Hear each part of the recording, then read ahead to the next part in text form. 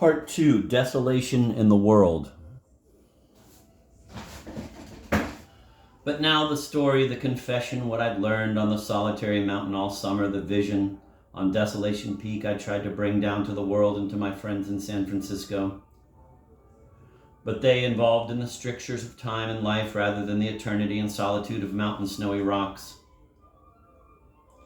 Had a lesson to teach me themselves besides the vision of the freedom of eternity which I saw and which all wilderness hermitage saints have seen. It is of little use in cities and warring societies such as we have.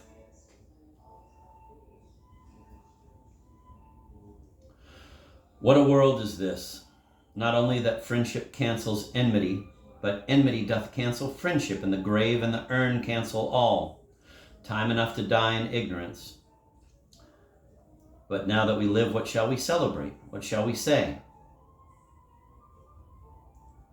What to do? What Boyden flesh in Brooklyn and everywhere, and sick stomachs and suspicious hearts and hard streets, and clash of ideas, all humanity on fire with hate and oido. The very first thing I noticed as I arrived in San Francisco with my pack and messages was that everybody was goofing, wasting time, not being serious, trivial in rivalries, timid before God, even the angels fighting. I only know one thing: everybody in the world is an angel. Charlie Chaplin and I have seen their wings, and you don't have to be a seraphic little girl with a wistful smile of sadness to be an angel. You can be broad-striped big party butch, sneering in a cave, in a sewer. You can be monstrous itchy Wallace Beery in a dirty undershirt. You can be an Indian woman squatting in the gutter crazy. You can even be a bright, beaming, believing American executive with bright eyes. You can even be a nasty intellectual in the capitals of Europe. But I see the big, sad, invisible wings on all the shoulders, and I feel bad they're invisible and of no earthly use and never were, and all we're doing is fighting to our deaths. Why? In fact, why do I fight myself? Let me begin with a confession of my first murder and go on with the story, and you, wings and all, judge for yourself.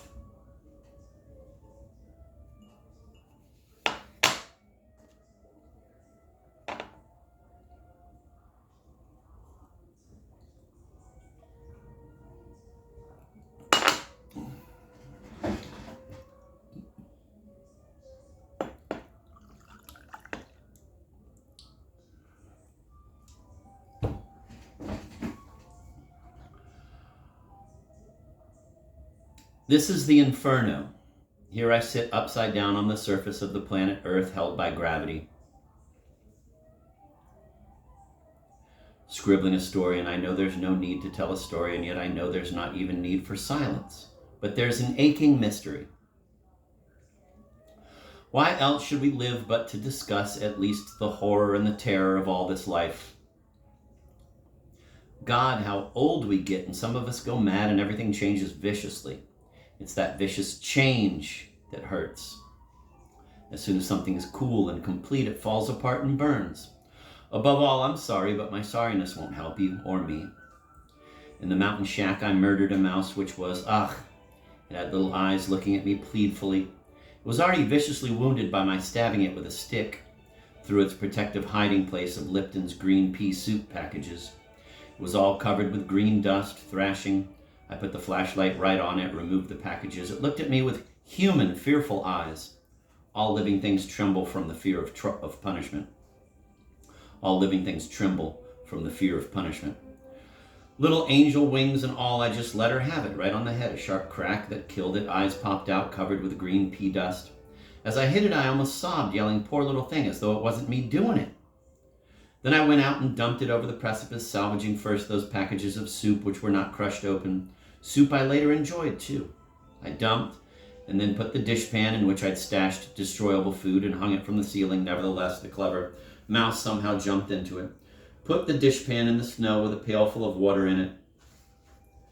And when I looked in the morning, there was a dead mouse floating in the water. I went to the precipice and looked and found a dead mouse. I thought its mate committed suicide in the pan of its death from grief. Something sinister was happening. I was being punished by little humble martyrs. Then I realized it was the same mouse. It had stuck to the bottom of the pan. Blood? when I dumped in the dark, and the dead mouse in the ravine of the precipice was simply an earlier mouse that had drowned in the ingenious water trap invented by the previous fellow in my shack, in which I'd half-heartedly set a can with a rod with bait on top, mouse steps to nibble, and can turns over. Dumping mouse, I was reading in the afternoon when I heard the fatal little splash in the attic right over my bed and the first preliminary thrashings of the swimmer. I had to go out in the yard not to hear it, almost crying when I came back, silence.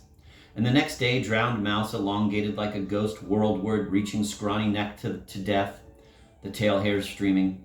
Murdered 2 mouses and attempted murder on a third.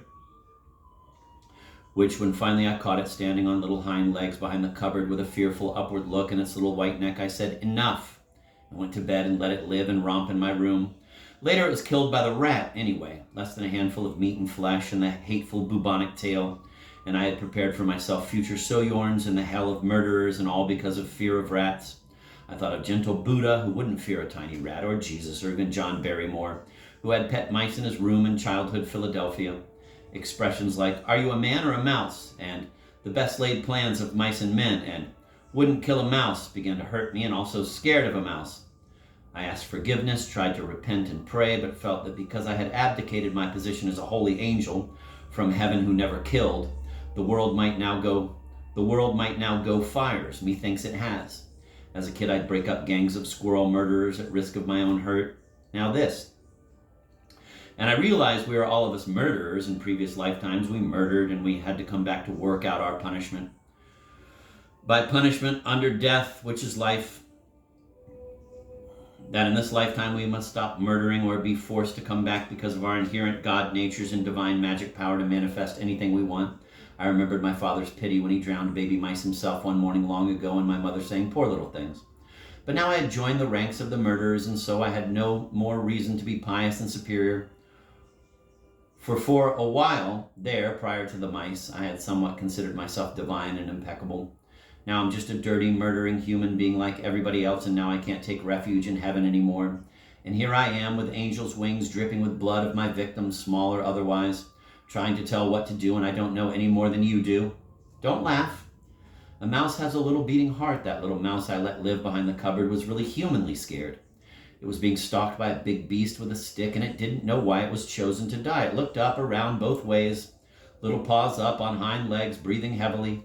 Hunted. When big, cowy deer grazed in my moonlight yard, still I stared at their flanks as with a rifle sight, though I would never kill a deer, which dies a big death. Nevertheless, the flank meant bullet, the flank meant arrow penetrating. There is nothing but murder in the hearts of men. St. Francis must have known this. And supposing someone had gone to St. Francis in his cave and told him some of the things that are said about him today by nasty intellectuals and communists and existentialists all over the world, supposing, "Francis, you're nothing but a scared, stupid beast hiding from the sorrowing world. Hiding from the real world with your formal seraphic cherubim. Camping and pretending to be so saintly and loving animals. Hiding from the real world with your formal seraphic cherubim tendencies. While people cry and old women sit in the street weeping and the lizard of time mourns forever on a hot rock, you think yourself so holy, farting in secret in caves, stink as much as anybody. Are you trying to show you're better than man? Francis might have killed the man, who knows? I love St. Francis of Assisi as well as anybody in the world, but how do I know what he would have done? Maybe murdered his tormentor. Because whether you murder or not, that's the trouble. It makes no difference in the maddening void, which doesn't care what we do.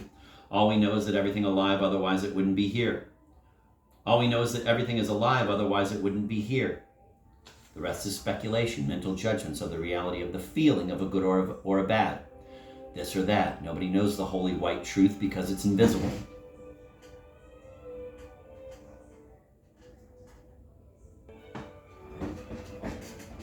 All the saints have gone to the grave with the same pout as the murderer and the hater. The dirt doesn't discriminate. It'll eat all lips no matter what they did, and that's because nothing matters, and we all know it. But what we gonna do?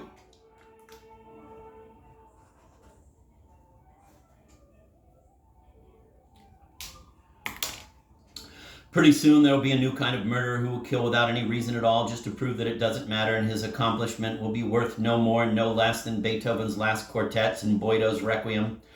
Churches will fall, Mongolian hordes will piss on the map of the West, idiot kings will burp at bones.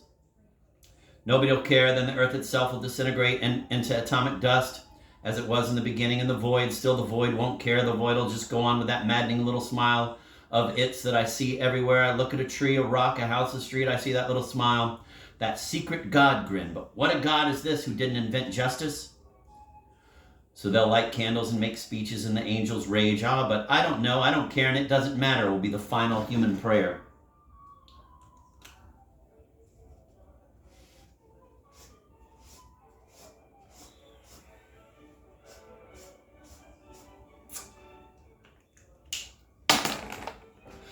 Meanwhile, in all directions, in and out of the universe, outward to the never-ending planets and never-ending space, more numerous than the sands in the ocean, and inward into the illimitable vastness of your own body, which is also never-ending space and planets, atoms, all an electromagnetic, crazy arrangement of bored eternal power. Meanwhile, the murder and the useless activity goes on, and it has been going on since beginningless time and will go on never-endingly, and all we can know, we with our justified hearts, is that it is just what it is and no more than what it is, and has no name and is but beastly power. For those who believe in a personal God who cares about good and bad are hallucinating themselves beyond the shadow of a doubt, though God bless them, he blankly blesses blanks anyway. It's just nothing but infinity, infinitely variously amusing itself with a movie. Empty space and matter both, it doesn't limit itself to either one. Infinitude wants all. But I did think on the mountain well, in passing the little mound where I buried the mouse every day as I went to my filthy defecations, let us keep the mind neutral. Let us be like the void. But as soon as I get bored and come down the mountain, I can't for the life of me be anything but enraged, lost, partial, critical, mixed up, scared, foolish, proud, sneering, shit. The candle burns, and when that's done, the wax lies in cold artistic piles. It's about all I know.